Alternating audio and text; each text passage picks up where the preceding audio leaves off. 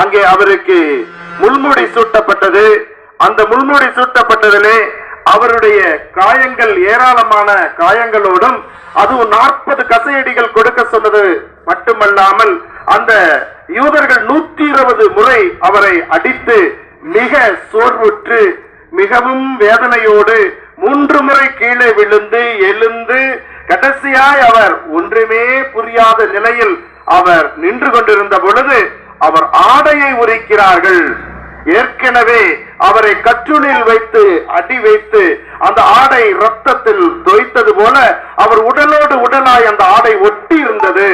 மீண்டும் மீண்டும் அவர் 3 முறை கீழே விழுந்து எழுகின்ற பொழுதும் நடந்த பொழுதும் அந்த ஆடையிலே ஒட்டி இருந்த இரத்த கரையானது ரத்தமானது காய்ந்து அவர் உடலோடு உடலாய் ஒட்டி கொண்டது.